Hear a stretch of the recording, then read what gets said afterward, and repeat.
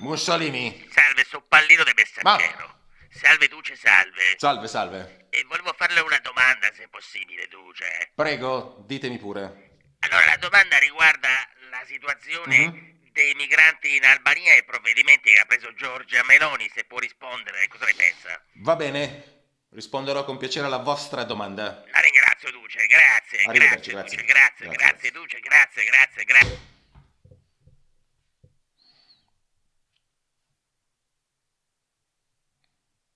Ebbene, mio caro amico,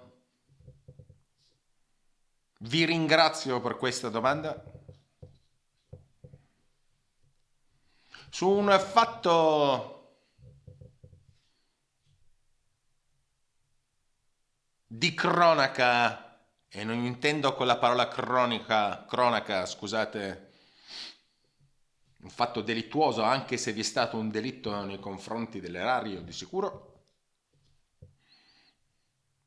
che riguarda il cosiddetto centro di accoglienza in Albania, costruito dal nostro grande presidente del Consiglio Giorgia Melone,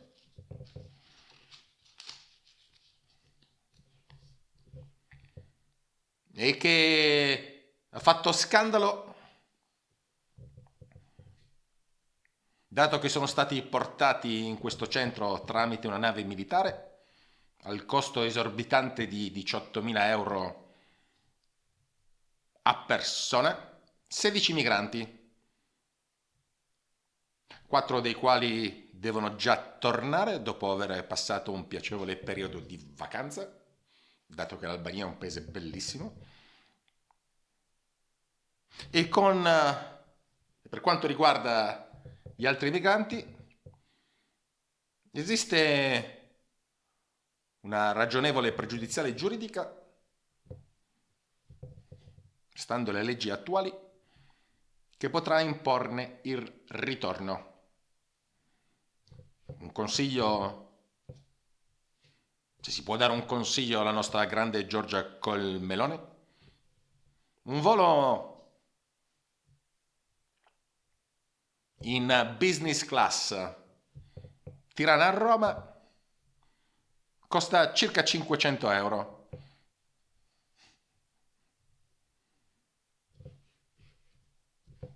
Si andrebbero a risparmiare un po' di soldi, ma penso,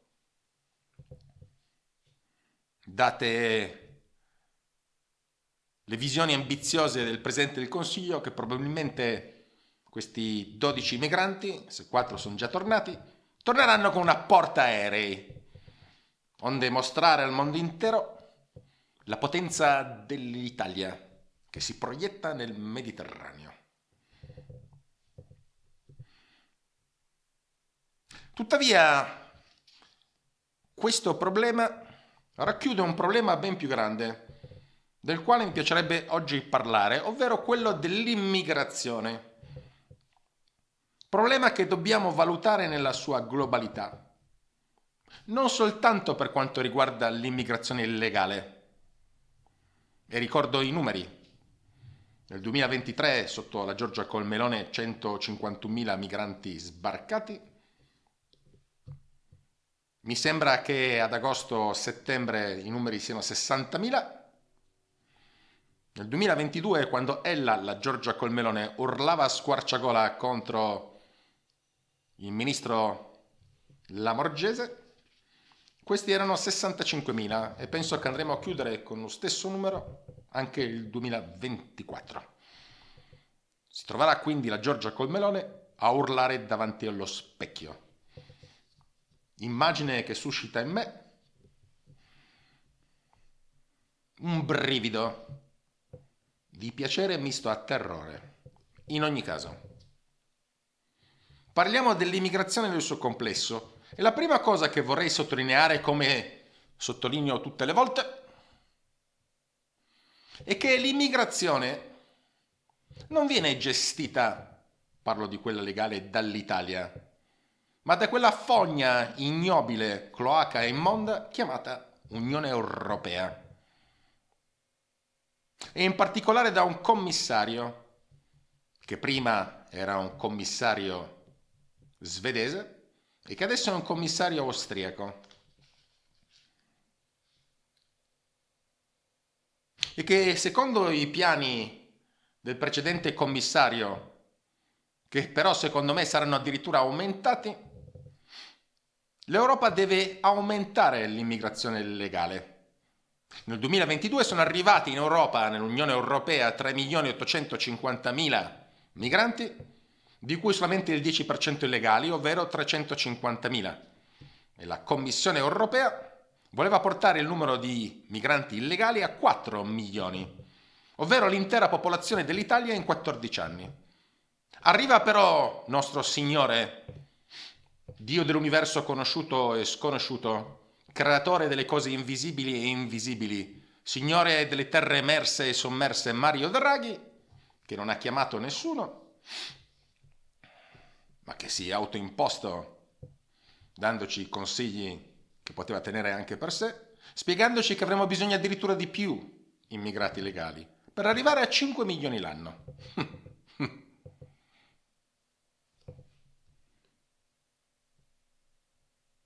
E quindi cerchiamo di guardare il complesso del problema e non solamente la cosiddetta lotta all'immigrazione illegale, sacrosanta e legittima, in quanto, per quanto mi riguarda, uno Stato non può esistere se questo non ha dei confini. E quindi non si tratta di semplice lotta all'immigrazione illegale, ma bensì di difendere i sacri confini della nazione.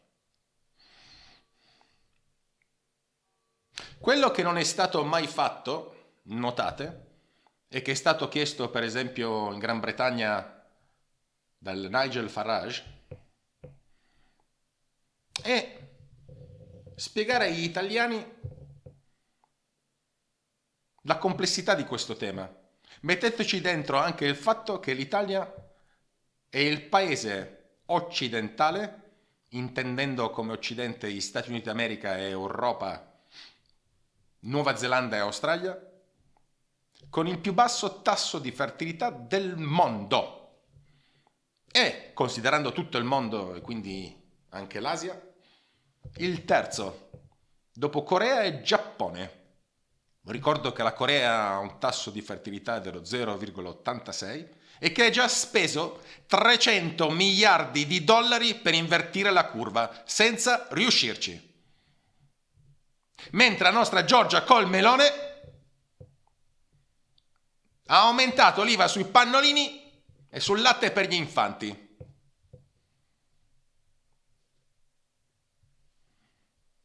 E quindi occorre che ci sediamo un attimo e spieghiamo alla popolazione italiana qual è la situazione.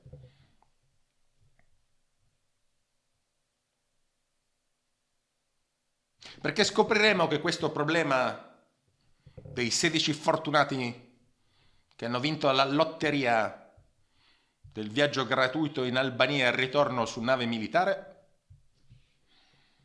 non è il problema. Si tratta di un problema complesso e io, come dico sempre, di fronte a un problema complesso occorre dare risposte semplici.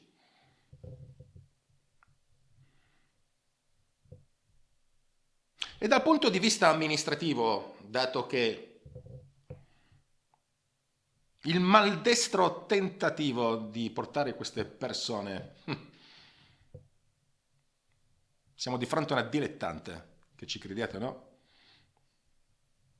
E viene anche contrastato non soltanto appunto dalla volontà dell'Unione Europea di aumentare il numero di migranti illegali, ma anche da un complesso labirinto di regolamentazioni e di leggi europee, che fanno capo anche alla Corte di Giustizia dell'Unione Europea e la Corte Europea dei Diritti dell'Uomo. Apro solo una parentesi che mi sembra importante prima di affrontare tale tema difficile. Ricordo che per quanto riguarda quello che ho detto prima, ovvero il fatto che l'immigrazione, secondo il Trattato di funzionamento dell'Unione Europea, viene decisa tutta dalla Commissione. Ebbene, contro questo vi è soltanto una voce che si è levata in Europa, ovvero la voce del primo ministro ungherese Viktor Orban, che ha chiesto e ha imposto e ha deciso di non applicare tale direttiva al suo paese, l'Ungheria. Anzi, ha chiesto che l'immigrazione venga di nuovo gestita da ogni singolo Stato, dimostrando un grande coraggio, anche perché l'Unione Europea in cambio gli ha ficcato una multa di 200 milioni di euro e l'Ungheria deve pagare l'Ungheria deve pagare ogni giorno 1 milione di euro di multa per ogni giorno in cui non applica tale direttiva. E l'Ungheria si rifiuta di applicare la direttiva dell'Unione Europea riguardante l'immigrazione, che in questo caso vuol dire il trasferimento di migranti che arrivano anche sulle coste italiane. Tale multa viene pagata dall'Ungheria attraverso una trattenuta che viene fatta dall'Unione Europea sui soldi che vengono versati all'Ungheria, essendo l'Ungheria un paese che riceve più soldi dall'Unione Europea di quanti ne versa. Insomma, il primo ministro Viktor Orban prende delle decisioni, mentre il nostro grande primo ministro, la Giorgia Colmelone, prende delle posizioni. Ovvero, quando c'è da prendere una decisione per andare a scontrarsi di petto contro quella fogna immonda, cloaca puzzolente chiamata Unione Europea, si prendono solo delle posizioni. Lo vedremo con questa legge di bilancio. Insomma, ella, la Giorgia Colmelone, è esperta in posizioni, in quella che chiamo io la politica del Kama Sutra, grande libro indiano di tradizione induista che assieme al Bhagavad Gita, che ho avuto il piacere di leggere, rappresenta una delle pietre miliari appunto della religione induista. Kama Sutra, che appunto è il libro delle posizioni, con posizioni anche interessanti. Penso solamente a quella del missionario, la posizione della ballerina, che insomma di una difficoltà incredibile,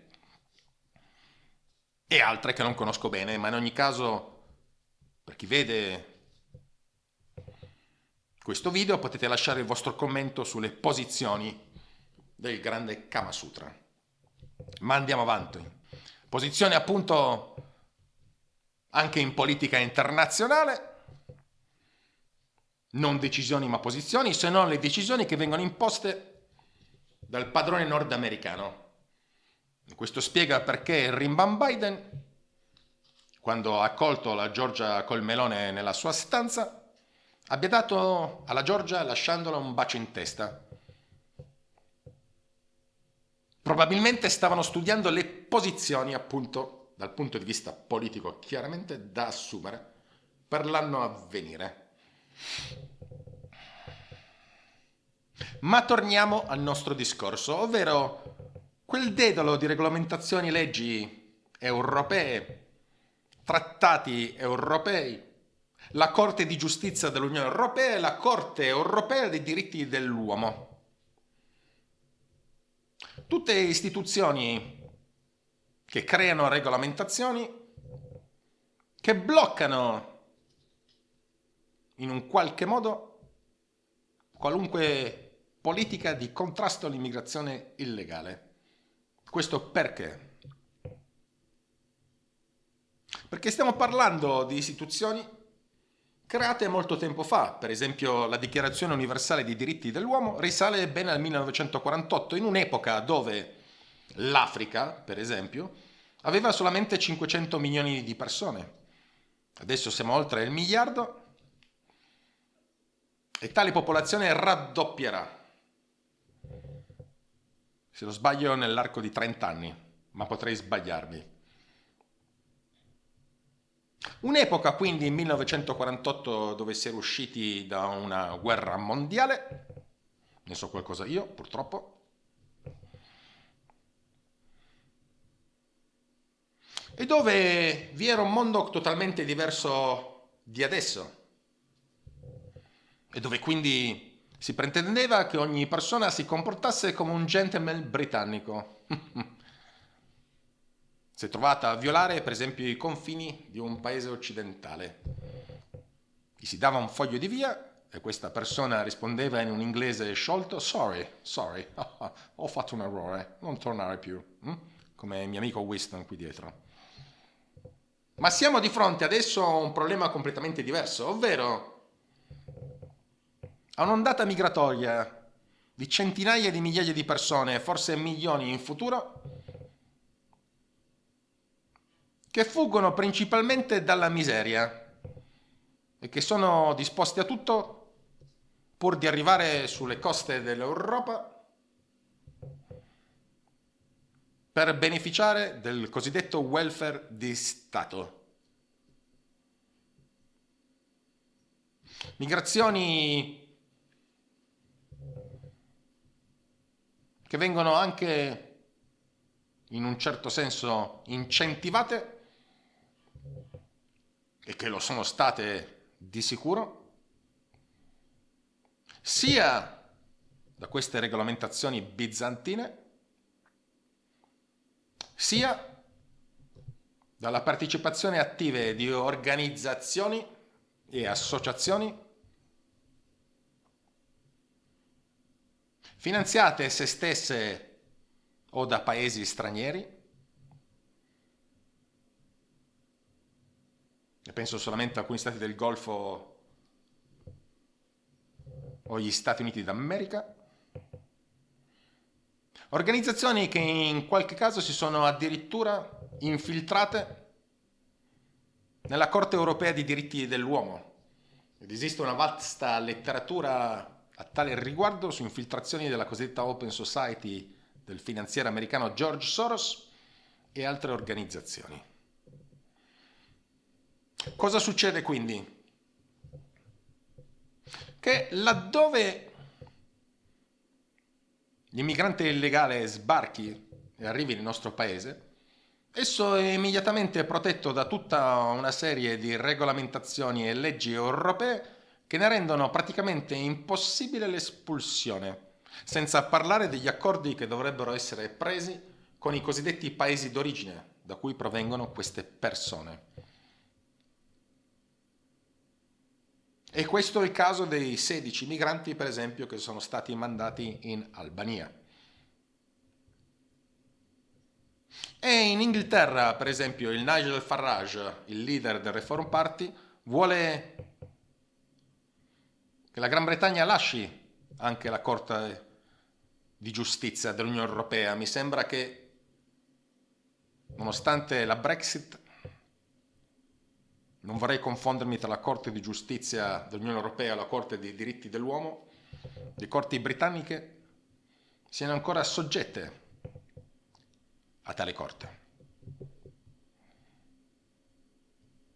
Capite quindi che quando da 16 casi questi diventano 10.000 o 100.000, si crea un marasma giudiziario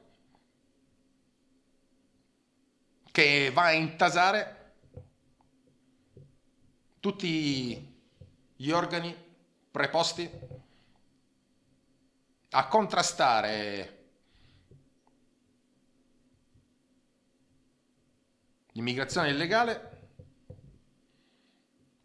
e l'entrata irregolare di stranieri nel nostro paese. Questa situazione è anche una situazione che crea preoccupazione tra i cosiddetti stranieri irregolari in Italia, dato che essi diventano poi le prime vittime di quello che potrebbe diventare un movimento xenofobo, addirittura nei confronti dello straniero.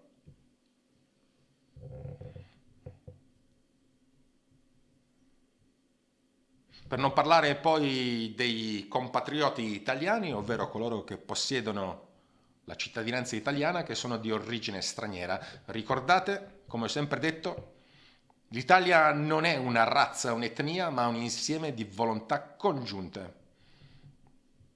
E non vi può essere Stato che funzioni senza certezza del diritto. Occorre quindi, e questa è la proposta del mio partito, il Partito Nazionale della Fertilità, sederci un attimo e spiegare agli italiani la situazione per quello che è.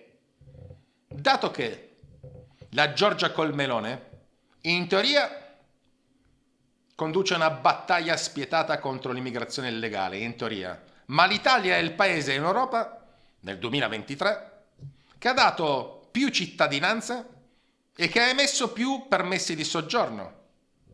E quindi ella, la regina del Kama Sutra, ovvero delle posizioni ma non delle decisioni, vi sta prendendo in giro, ma non ve ne accorgete. Una decisione potrebbe essere, per esempio, quella di instaurare una moratoria dai 3 ai 5 anni e sopprimere gli articoli 67, 77 e 78 del Trattato di funzionamento dell'Unione Europea, ovvero di Schengen.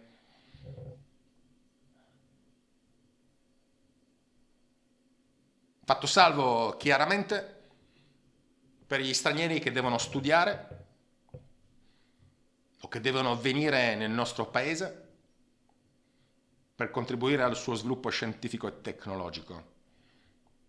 Ovvero una moratoria che riguardi tutti. Se no la situazione, ve lo scrivo, ve lo assicuro, ve lo firmo, senza nessun dubbio, dato il tasso di natalità, peggiorerà. Che vi piaccia o no. Voi state a guardare la Luna, ovvero il numero di sbarchi. Io sto a guardare i numeri veri. 4 milioni di migranti legali nell'Unione Europea all'anno e per Mario Draghi, nostro signore dell'universo, del mondo conosciuto e sconosciuto, meglio che siano 5. È chiaro quindi che si porrà nel futuro anche un problema di culture e di civiltà, dato che il retorico parlarci di integrazione appartiene alla fantasia.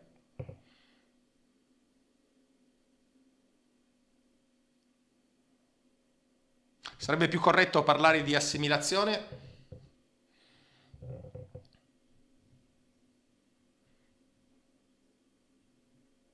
o comunque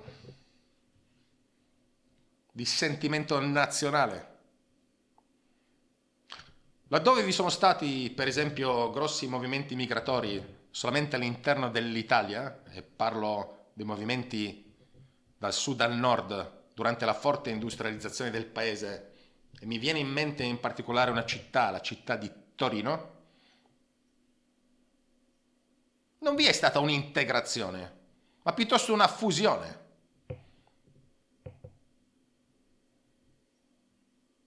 E non sono un amante del turpiloquio, per cui non dirò questa parola, ma sappiate che la parola appartenente al turpiloquio più usata nella città di Torino è di origine siciliana.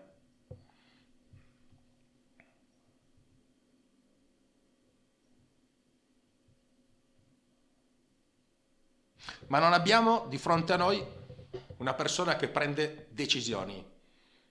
Abbiamo una persona che prende posizioni. E per chi è induista e amante del Kama Sutra, forse è anche una buona notizia. Un'ultima parola vorrei che fosse spesa per i cosiddetti media, chiamati anticamente carta stampata, che remano anch'essi, spesso e volentieri, contro qualunque provvedimento volto a contrastare o a risolvere che sia questo problema. Penso solamente al Viktor Orban che viene bombardato notte e giorno dai media, che non vi dicono quello che vi sto dicendo adesso. Sappiate che La cosiddetta carta stampata riceve ogni anno dallo Stato italiano 360 milioni di euro. Ve lo ripeto così vi rimane in testa. 360 milioni di euro.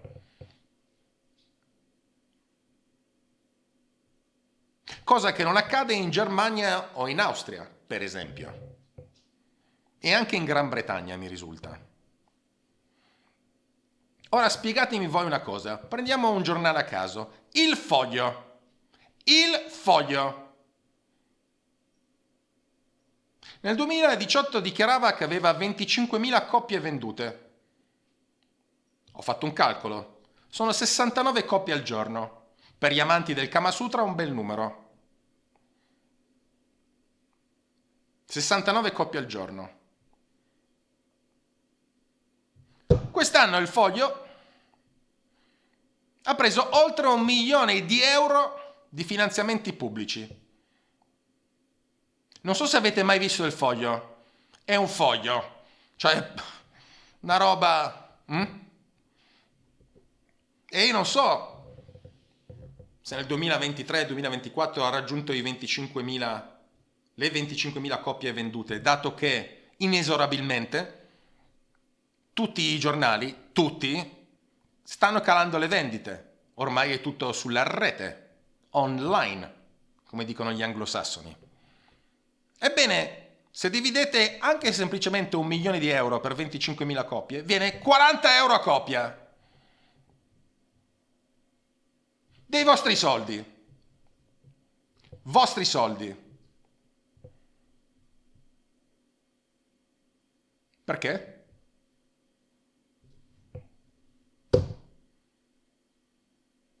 Cioè vorrei capire quando invitano il direttore di questo giornale del Foglio, di cui non pronuncio il nome in quanto le persone insignificanti devono essere ignorate.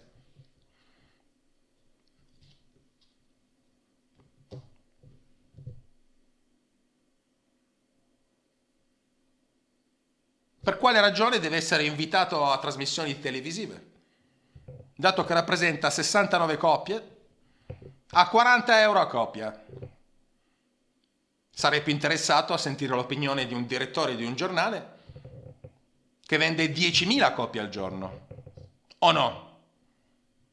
O no? Per non parlare di altri giornali.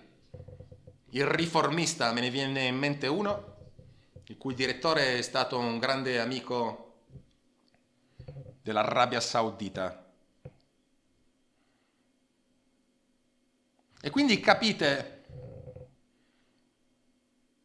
che siamo all'assurdo dove voi, ovvero lo Stato, con i vostri soldi, contribuite a alimentare dei media che remano contro, in quanto servono solamente i dettami di quella fogna immonda che si chiama Unione Europea. Punto, basta.